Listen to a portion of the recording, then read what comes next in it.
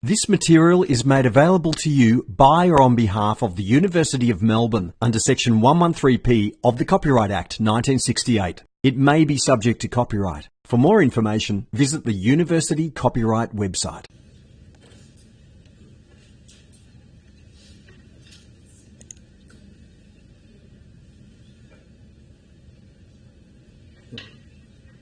Is that good?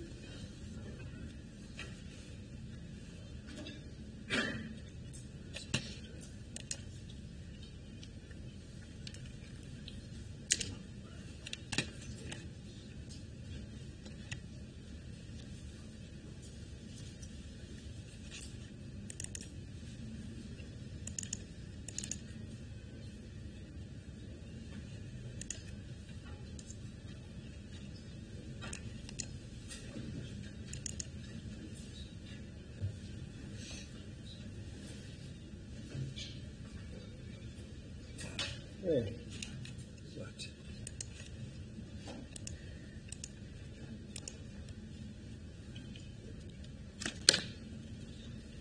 Okay, well, excited you guys made it to the second lecture. We're off to a great start. Should get this up on the screen and get cracking. So we do have quite a bit of ground to get through.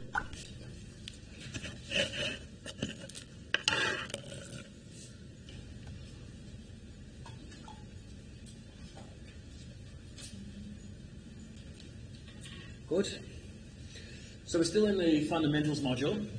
Yesterday was the hand waving welcome to thermodynamics. It's an interesting thing and you should study it, aside from the fact that you have to. Today we're going to get quickly into the ground of defining our world. To use the tools that we've got in this subject, we need to set up a whole bunch of definitions. So one of the things we need to do is work out how will we decide what we're working on, how do we work out the properties of what we're working on, and how do we even describe the processes that are going on. So that's today. The stuff that we define today, we will use over and over and over again every lecture. And so we're going to play around with it at a conceptual level today, and then by in a week's time, you'll forget that it was ever defined. It'll just be the way that the things are in thermo. But it's worth us going through step by step, because we use the ideas of a system and its boundaries to define the problem that we're solving. I said yesterday one of the big breakthroughs that Sadi Carnot made, one of the big innovations he made, was to define that the thermodynamic processes were taking place through the mechanism of a working fluid or a working substance. To understand what happened to that substance, you need to know its properties, which is to say things like temperature, pressure, volume, this kind of stuff, and how they change when we do a process to them.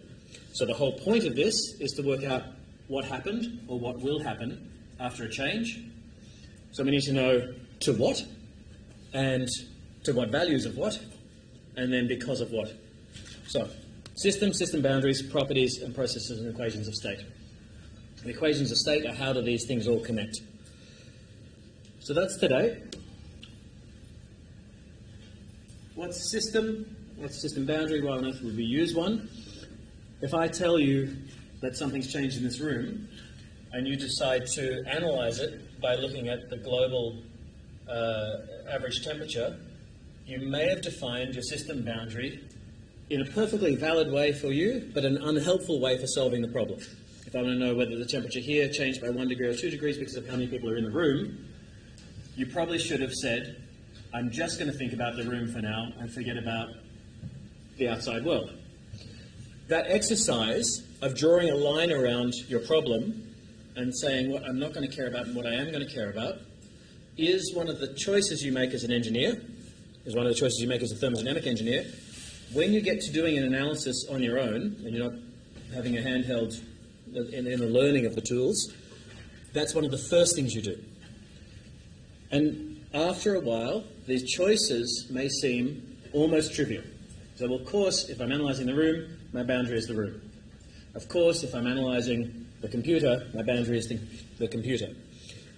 But it's an exercise that needs to be learned, and it's a definition philosophy that needs to be learned, so that when you do it, you realize you're making a choice that either makes your analysis hard or easy.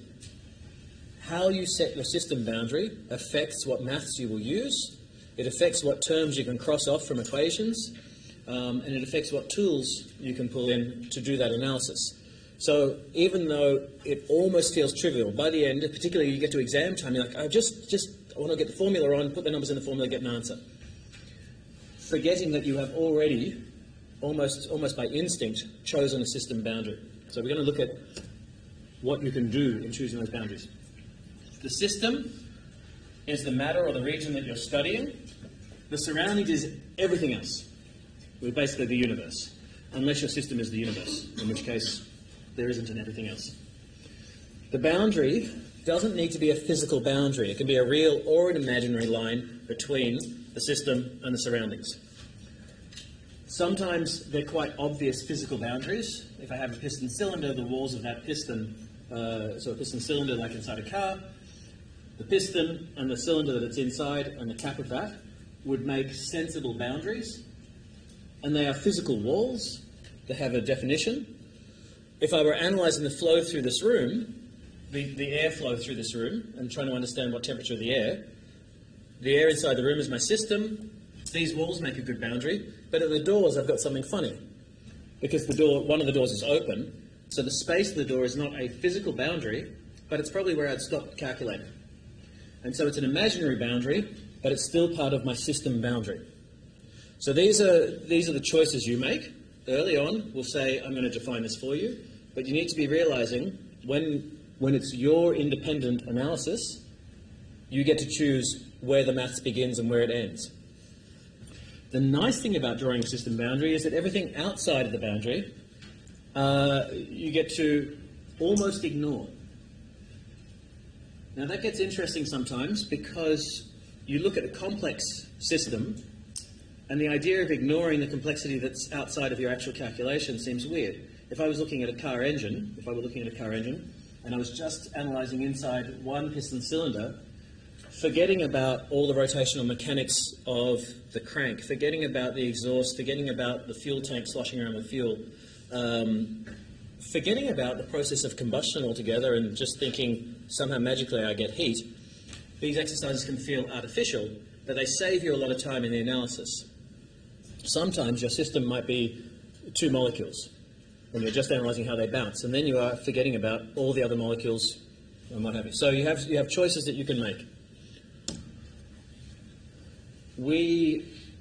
Early on in the subject, we have some really standard systems that we use for analysis because they have nice properties. So you will find us looking over and over and over and over again at a piston cylinder. And sometimes the piston will be at the bottom and sometimes the piston will be at the top. But it'll generally be a container, and often we'll imagine them as spherical cross-section with a disc that's either sitting, floating on a liquid or a gas, or a disc that's being pushed by something, like in a car. That system has some really nice properties. It's got some fixed boundaries, it's got some moving boundaries. Now there's some new terms. All the way through the first half of this, in fact, all the way through the next 6 weeks, we will keep learning new code words. They're words that you've encountered before. You may recognize the word, you may understand the word, but they have a special use in thermodynamics. If I tell you that I have a fixed boundary, it has a mathematical implication to how you're going to solve the problem. If I tell you I have a boundary that can move, it has a mathematical implication on how you solve the problem. So often I'll be highlighting words or bolding words, and I'll try to draw your attention to them. When they are not just an adjective, they're not just a description, they are triggers or code words for how is my maths going to be applied. So in the system, fixed boundaries are pretty easy to imagine because they look like walls, even though they might be imaginary boundaries. The fixed boundary of the door that's open at the back of the lecture theatre is not moving, but it doesn't exist. The moving boundary, any surface that is changing. So a balloon has a closed surface, a closed boundary, but that boundary, as I'm analysing its change, as I'm analysing inflating it or deflating it, that system boundary is changing, it's moving. So the entire system might have one open spot where I'm putting the air in, the pressure will be changing, the temperature will be changing, the walls and the volume will be changing, and I have quite a complex system, but I don't care about the outside world. I've defined my boundary as the surface of the balloon. The piston cylinder is very useful this way up. If I have an amount of gas inside a piston, it has its own pressure. Okay? So, if I sit a disc on top of it, a disc of metal, that disc will sit somewhere. It won't go all the way to the bottom of the chamber because it can't, because the gas can't compress infinitely. So it will sit somewhere, and it will sit somewhere nicely, exactly at the balance of the forces. The disc has a weight, so it's exerting a force down. The pressure's trying to stop that. It has a force exerting up, pressure times the area. We'll do that a bunch of times over and over again. So the steady state equilibrium of this guy has this really nice combination that if I know the mass of the disc, I also know the pressure in the chamber. And at the early stages, we always throw away friction. We're not interested in whether this disc is rubbing on the wall, so with Teflon walls and what have you. But that thing gives us a really nice tool for analysing how does the gas change as I change its pressure, temperature, volume, what have you. Closed and open boundaries, again, code words. What I'm interested by when I define a system boundary is I don't care what is the surroundings, but I do care the influence that they can have on my system. There's two major ways you can influence your system from the surroundings. One is by mass coming into the surroundings, coming into the system, and the other is by heat transfer in or out of the system. The mass transfer can only happen if I have an open boundary. So the reason why we have this code word of closed boundary, if I tell you closed boundary, I'm also telling you there can be no mass transfer from the outside world to the in or from the inside world to the out. The mass of my system is fixed if I use the code word of closed boundary. If I use the code word of open boundary, my mass can change and I will probably need to keep track of the mass of my system. And I'll need to keep track of the mass flows across the boundary. Both a closed and an open boundary can have heat transfer across them. Unless I deliberately tell you a code word of an insulated device, in which case insulated will mean no heat transfer. So, the difference between a closed system and an open system. The closed system has a fixed mass and can't change its mass. The open system, the mass can change. Both of them, heat can transfer across the boundaries. So I've drawn now up on the top right another system boundary. It looks a lot like a trapezium. It doesn't look anything like any piece of mechanical equipment that you've ever seen. So we also have code pictures for system boundaries. And as we progress through different pieces of equipment, you will learn, or I will teach you or show you representative pictures for each piece of equipment. I do have a pen. I might actually just quickly jump across to the doc cam to show you what I'm talking about. The one that was up there, on the right, and I labelled it a nozzle. A nozzle isn't doing anything particularly magic. It starts from something big, funnels things down to something small, and on the way, everything gets a bit faster. If I've got a mass transfer going through that thing, if I squeeze it down, it's going to get faster at the end. It's the point of a hose. Large, big pipe coming from into my house, but at the end of the hose, tiny little constriction, the water accelerates, and I get a great big spray across the garden. That's a nozzle. We have the reverse thing also possible, but I try to simplify that as much as I can. I don't care what the shape of the hose is. I just go something that goes from a big area to a small area, assuming generally I go that way. I've drawn walls here. I need to define my system boundary, and so a sensible choice for me to simplify my maths is to say that's a straight line, pretend it's a straight line. I will draw some imaginary boundaries at the inlet and the exit of this nozzle.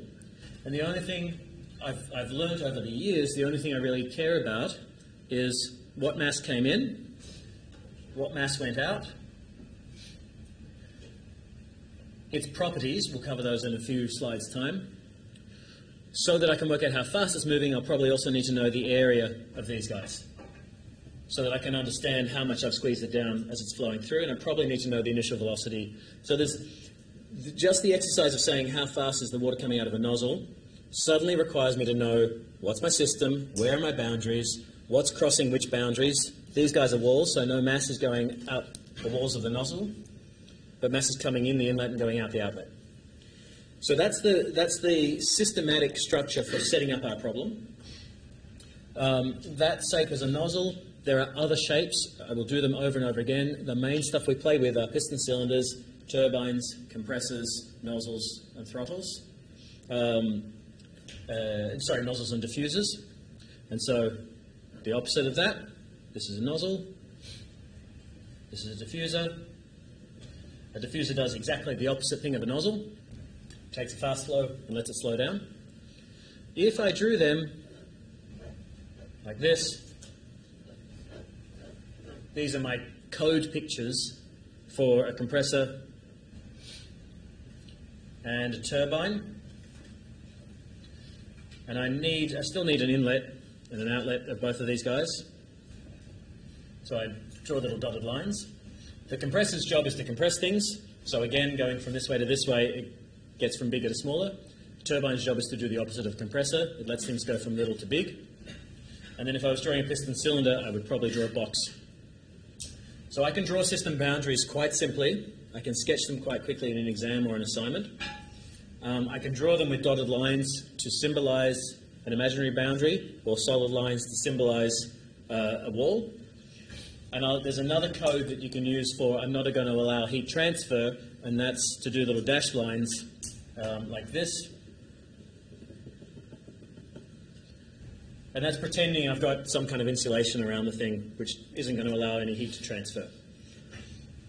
So that's some of the pictures we use. If there's any new picture, I'll show you on the way, saying this is our secret diagram for a throttle or whatever. Let's get back up to the computer screen and the slides. Okay, good. And then having done that, having set the rules for we're in charge of how to set our system boundaries, I've got, rather than sort of slowly jump from one picture to the next, I've got a picture of a car engine, a jet engine, and a Cut 11s. And we're going to have a look at where are my system boundaries. So,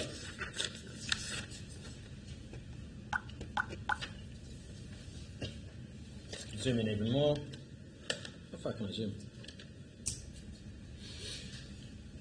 If you haven't seen inside a car engine, it's probably about time you did. This is a 1, 2, 3, 4 cylinder car engine. So now we know where the cylinders are. Here, here, here, and here. Well, the pistons are here. Cylinders are what the pistons are sliding up and down in. And there's all sorts of machinery around it to make all this work. So it's crankshaft to push everything up and down. There's valves to let the fuel in and out. There's a timing belt to make sure all the things are moving at the same time and in a way that I want them to. And eventually there's a shaft that connects it out to the gearbox and then to the wheels. So, where's my system boundary? The engine. Which bit's the engine? Depends on what you are testing. That's a different answer. That's a different answer to the engine. Why is it different? Because if you are testing the cylinder, you put the boundary around the cylinder. So the engine could be this. The cylinder could be this. Are there any other system boundaries I can draw?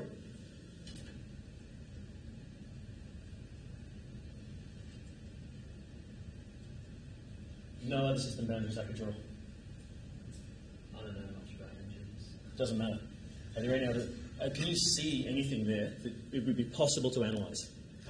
Maybe like exhaust pipe. So let's imagine, maybe it's cut off from here, but let's imagine the exhaust goes that way. We could draw an exhaust pipe. So? The valves? Yep. So I could draw here, let's say.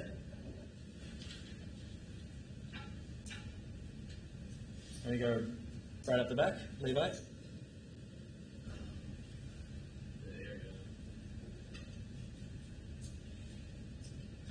So,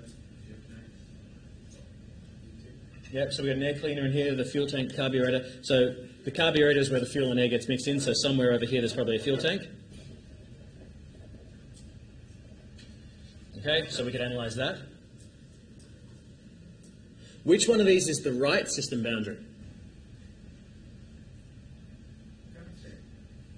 Yeah, you had the answer already, so it's kind of deliberately coming back to it. You cannot say.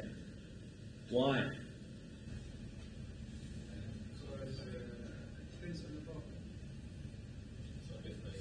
It's not defined, it depends on the problem. What's the problem?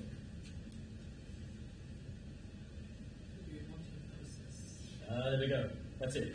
I'm not deliberately trying to trick you or anything, and just trying to hammer back down to this point of I can't tell you what the system boundary is until you tell me what it is you're analysing. Even after you've told me what you're analysing, I can't tell you what the system boundary is because it's your choice as the engineer to make your life the simplest it can be while still being useful.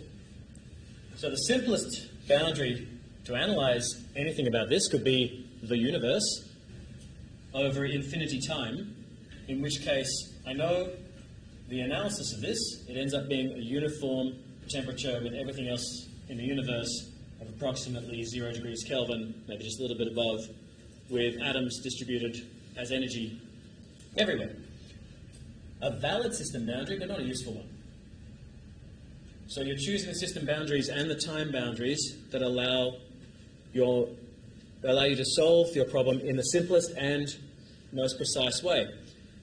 Now we talk about the time boundaries as well because the process of a cylinder moving from here to here can be analysed completely.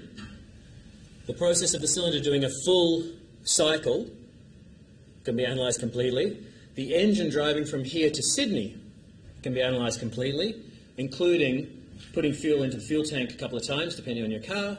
You could analyse the car and the engine so that you've got some idea of road resistance on the tyre and wind resistance on the car.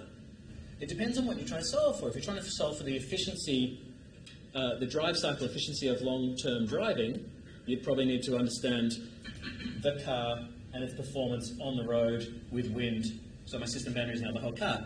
If I'm interested in understanding how much heat was released during one combustion event, then I just want to do the bit where I'm almost at the top and all my fuel burns and I just come a little bit back down again. In a gasoline engine, it goes, boom, burnt. The impact of that, now I've got heat in the chamber, might be a change in pressure and a change in the movement of the cylinder. I have a different system over a different time, the same system over a different time. I have choices to make. If I did it on a gas turbine, so the piston cylinder there had a lot of closed boundaries, it had some open boundaries as well. If I did it on the gas turbine, same exercise, I could be analysing the plane, I could be analysing the energy system of the manufacturer of planes globally, I could be analysing the gap between one turbine blade and the next, and watching the airflow just over that space. I could be analysing, well, that's not a turbine blade, the fan at the front. I could be analysing just one turbine disc here, and pretending I didn't even care what was happening with each blade. I just want to know how much air went in one side and came out the other, or the entire turbine.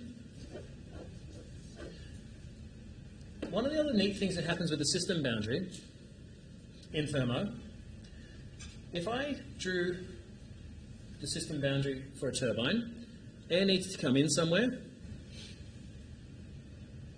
air needs to come out somewhere. If it's a steady state, the mass that comes in has to be the same as the mass that comes out because it's not changing with time. So Sorry, we can't see. you're right. Thank you. That's the kind of feedback I need. So I've got a mass dot in and a mass dot out of a turbine, and that's just a picture of this guy. And I need a shaft that comes out of it so that the point of the turbine can be reflected as work done. I've sketched out that turbine. What can't you see in that system?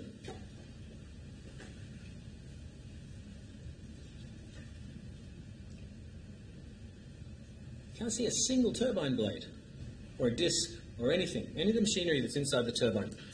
So not only by defining the system boundary, not only have I thrown away all of the outside world, I've also thrown away all of the inside world. So really what I'm interested in is what is the change of my system and its properties. So if I define the system as one turbine blade, that's what I'm thinking about. I'm thinking about the change in the temperature, the density of the steel or titanium, has it grown longer, shorter, whatever. The space between two turbine blades, I'm interested in how much air was flowing through them, what change in pressure, what change in temperature, what energy was I able to release from it so that I could use it as work. If I'm interested in the turbine as a machine, I'm not analysing in between each blade. And so inside here gets to be ignored. And that's another thing, a really nice simplicity that comes with some of the macro thermodynamic analyses.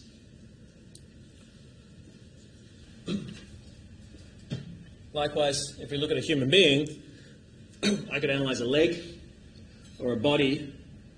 I could analyse that over a sprint or a lifetime. I could analyse the head, but ignore the brain, just understanding what went in and what went out. But also maybe what went in and what went out. Just one hand, one arm doing work. Where's the energy coming from the arm? Do I need to understand, am I using up just the arm's worth of energy, or do I need to connect it to the body system so that I know where the energy flow was?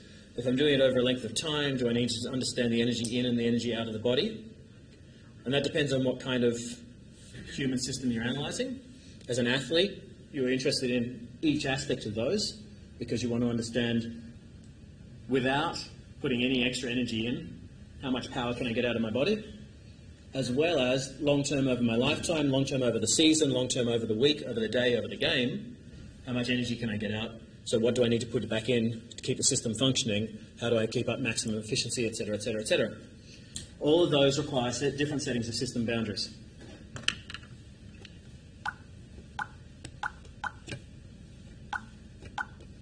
Let's go back onto the computer. Any questions about system boundaries before we jump on? Okay. So, that was all about the simplifications we make in our world and the choices we have to make right at the very beginning of the problem. On the way of starting to wave my hand and describe these things, I've already jumped into two other ideas. One is that one of the main things we'll be doing is looking at the change of a system. And if I just draw a box and say, this is my system, I have no numbers. I have nothing with units. I have no information or data about that system to analyse. So the next step in our definitions is the definition of properties. And these are not mysteries. These are things you've been working with all the way through physics, chemistry, engineering, maths. But we're going to characterise them in a way that works for us. There's a couple of different forms. So I could tell you about the mass of something, or I could tell you about the mass of something per unit volume. I use that information in different ways. Both of them give me information about mass. One of them is a bit more generic. One of them is a bit more specific. So we'll have a look at these different classifications. A property is any characteristic of a system. So we've just spent some time working out what a system is. And on the way, I start waving my hands around the ideas of temperature, volume, pressure, mass. These concepts are not strangers to us. These are the properties of the system. These are the things that we can watch change. We can measure them, we can understand them, and importantly, we can predict what happens. There are some extra little definitions So again, when I bold things, it's usually because they're code words. An intensive property is one that it exists independent of the amount of mass of a system. And I'll come back to this a couple of times. So temperature, pressure, and density. If I had a 10 kilo system or a 100 kilo system or a 1,000 kilo system, the density of that system, all other things being equal, the density is the same. The mass has changed, but the density, so this property of density has stayed the same. If I have this room, let's imagine that this bottle, I'm going to open the bottle, so that now I can confirm that it's at the same pressure as the room. I close the cap. This room, or the air inside that bottle, very different mass of air, pressure is the same. So pressure is independent of mass, density independent of mass, temperature, bottle, room, very different masses, same temperature. Temperature is independent of mass. These are called intensive properties. Extensive properties are connected to the pressure. So the mass of connected to the mass. So the first one of those is the mass. Right? If I have twice the mass, I have twice the mass. And we keep track of what things would change if I had more or less mass. The other one that changes really quickly is volume, which is one of the reasons why we connect mass and volume, why we have the idea of density. And in thermo, we do a lot with the inverse of that guy, which is called specific volume, the volume per unit mass, as opposed to the inverse, which is density, the mass per unit volume. A lot of what we do, the reason we take the time to define intensive properties is that a lot of what we do, we try to keep independent of mass so that my answer for how does the system change as I do something can be scaled from this big to hundreds of megawatts or gigawatts of power. The analysis is the same if I can ignore the mass. So a lot of what we do is per unit mass. When we're doing the chemistry-related stuff, advanced thermo, you're doing combustion, and it's all about chemistry, you do it per unit mole.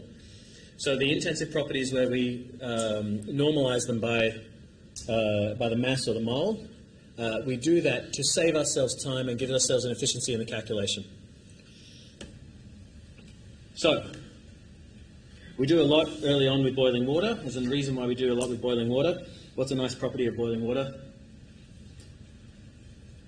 How hot is atmospheric pressure boiling water?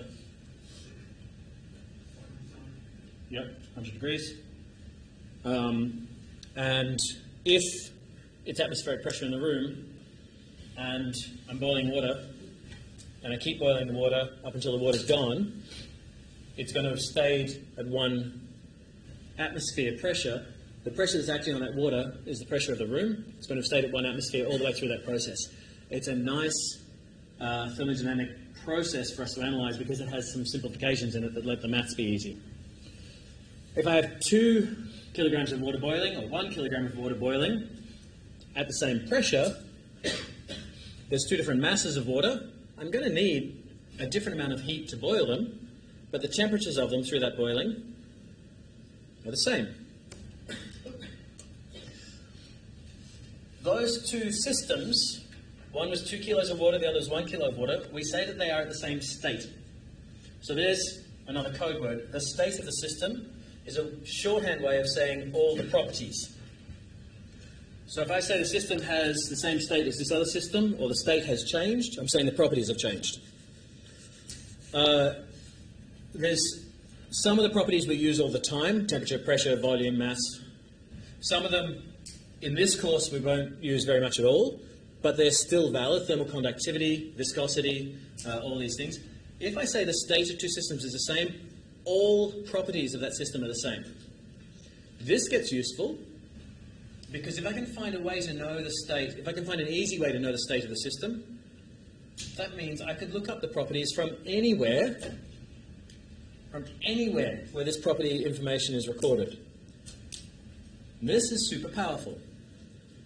It means I don't need to measure viscosity. If I can say that I know the state of the water because of some reason, there's a very important category that we use for those reasons.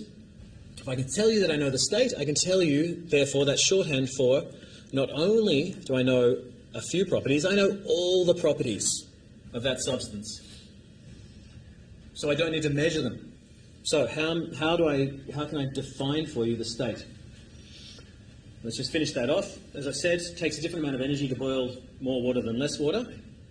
So when we're dealing with energy and power, we will be interested in the extensive properties. When we're doing the analyses, we'll now analyse it on a per kilogram basis and then say, okay, and how many kilograms were there? So we'd go energy per unit mass for a change. Now there was 2 kilograms, so let's double it. Okay, so that's equations of state.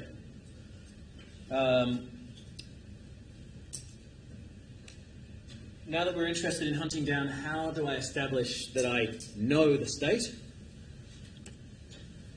we'll play with a couple of ideas. The answer to how much information I need to know depends on how those properties are connected. I've got up there a spring, and then a spring with a mass, and then a spring with double the mass. And what's the relationship between mass and distance of a spring?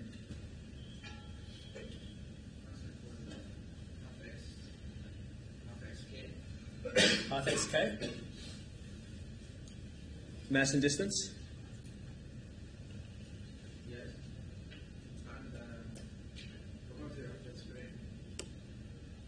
So I need to know the force, so the mass goes to force.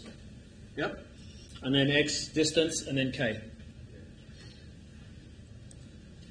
So what I've got there is a really simple relationship. If I know something about the substance of the spring, which is k, the spring constant, if I know the force, I know the distance. If I know the distance, I know the force.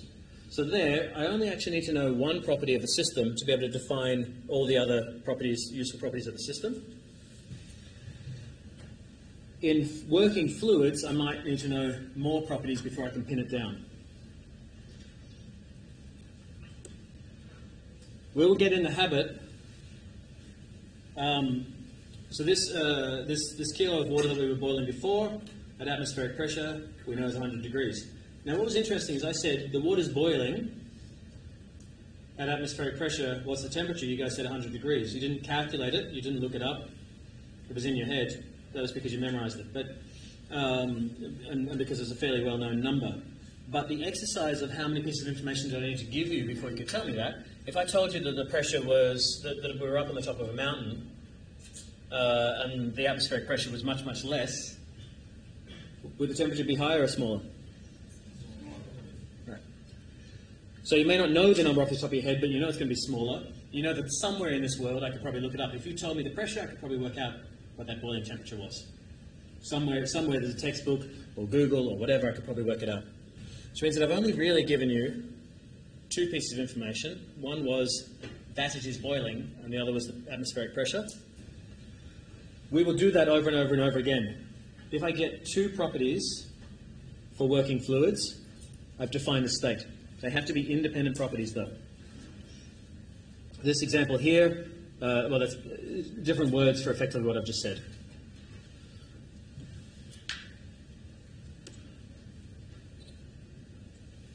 Okay. The key there is dependent and independent. Early on, as you write down, imagine you're beginning to solve a problem. System boundary, what's my working fluid? Now next step, how many properties do I know and have I defined its state? Once I've defined its state, I can continue. So early on, we will be looking for how many independent properties do I know and do I have enough to then say we're done? The answer is I need 2 independent properties for working fluids because I'm interested generally in pressure, volume, temperature, mass, all these things. So if I have 2 things that are independent and known, I can do this. An example of things that are not independent, density and volume are not independent. If I change one, if I change one, I do change the other. So we're looking for ones where if I change one, I don't automatically, by definition, change the other, unless I know what else has happened. Volume and pressure are independent because the other way to look at it is just knowing one doesn't give me the other. So the state postulate says two independent intensive properties.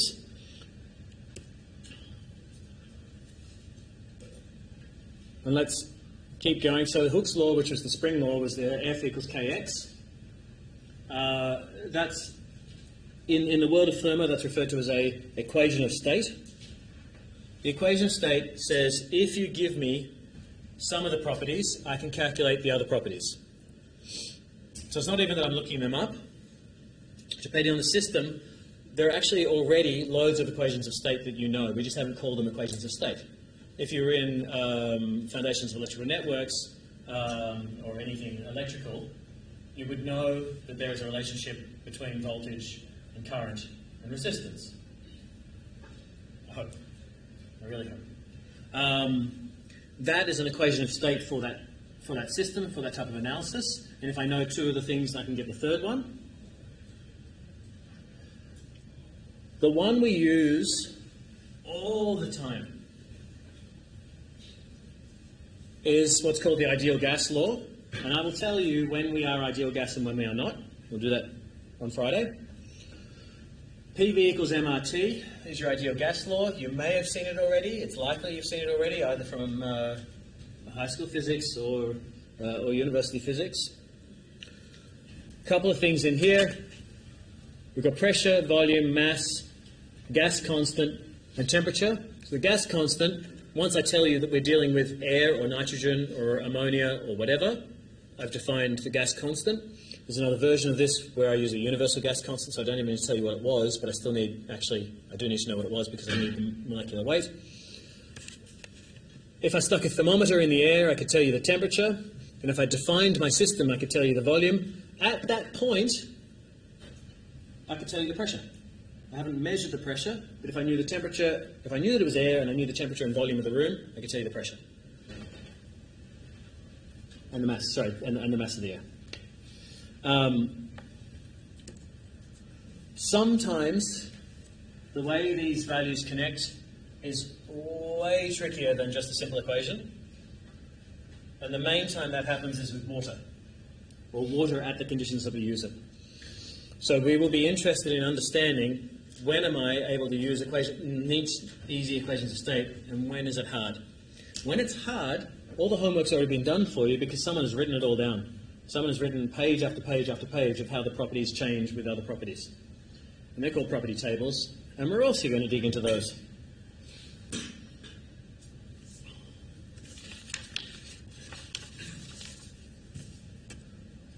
So,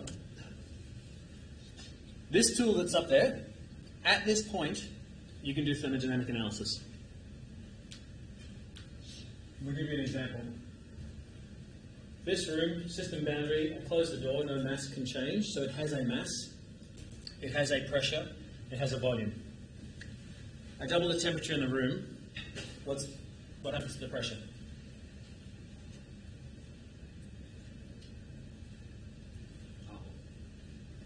Times T by 2, what happens to P? Also, imagine it got hotter in here and I can't let any mass go through. Am I expecting the air to get more pressure or less pressure? The other way to think about it, we'll do that problem the other way around. I squeeze the pressure in this room by double. What happens to my temperature? Doubles. That's the thermodynamic analysis of the change of the properties and state of a system. By knowing the equation of state, and by knowing two of the properties, if I then tell you that something changed, and I tell you how it changed, you can then predict the final state. We didn't need to do that experiment to determine what the temperature was. Someone has done the homework already. If I change the volume, without changing the pressure, I could tell you what happened to the temperature. If I change the mass, I could tell you what happened to the system. There's lots of stuff in there that I can already do. That tool we use all the time. So this is one that I want in your head because it'll be one of your major tools off the shelf for thinking about something's changed in my system, can I work out what happened? The way to use it is to say what stayed constant, what changed, by how much, therefore what's the result. inside everything I've just said just then is this idea of change. We define that as the process. The whole point of the analysis is to understand what happened next, what happened after some time passed, what happened after I squeezed things, what happened after I added some heat and it all got hotter. What was the change? Thermodynamics, what was the change in the energy? And so we've got systems, we've got properties, and now I need to know how do those properties change. They change through the action of some kind of process. Which process lets us work out the answer? Which is to say, saying what the process is gives me the maths to solve the problem. If I say this thing changed at a constant pressure with a constant volume, I have enough information, but I've given you information about how the process occurred. If I say the process happened slowly or quickly, if I say the process happened with heat transfer or without heat transfer, if I say the process happened with mass change or without mass change, I'm telling you something. And so we can trace the start and the end. We can put them down. The dots on the graph are the states. The state at the beginning, the state at the end. The line between them is the process path. Sometimes we don't care, sometimes we do. We're going to spend a bit of time over the next few weeks working out when we care and when we don't. Whether that was a straight line, a corner, a nice little arc. Sometimes I need to know, sometimes I don't. Sometimes I just want to know what was the end condition. Other times I need to know how much energy was used to get there, or how much energy would I need to put in to get there. And it depends on the process. So we will get a whole series of definitions for different process types. There's one last little step. Many of the processes we need to put in a little mathematical caveat, a little mathematical asterisk that says we need these processes to be occurring in what's called quasi-equilibrium manner. Literally the first few slides of the next lecture I will give a proper definition for quasi-equilibrium. The answer is, at this stage of thermodynamics, everything is fine. Everything obeys enough rules that we can do it. This idea of quasi-equilibrium, is it happening fast? Is it happening slow enough that the state, at any moment in time, the state of all the molecules is the same in my system? Everything we're going to analyze, the answer is yes. I flag it now because it means that there is a world, there is a set of processes where things happen so fast, explosions, detonations, stuff goes on, where you need different thermo rules. So we're just doing the intro thermo rules, so we're going to stick to the assumptions that make our life easy for now. But I want you to be aware that assumptions were made, so that one day when they're broken, you go, oh, hang on, no, I knew that. I knew that that was a thing. So that's us for what we've done over the last sort of 40, 45 minutes is lay the framework and the ground rules. To solve a thermo problem, we need a system with system boundaries, and we need to know how they behave. We need a state and properties, and then we need to know something about how they changed, because just watching something not changing is mathematically and engineeringly uninteresting. End result was state 2, the different state. So I'm going to need to know a few properties I'm going to need at least 2 properties at the second state to say I'm finished. And I've worked out everything that happened.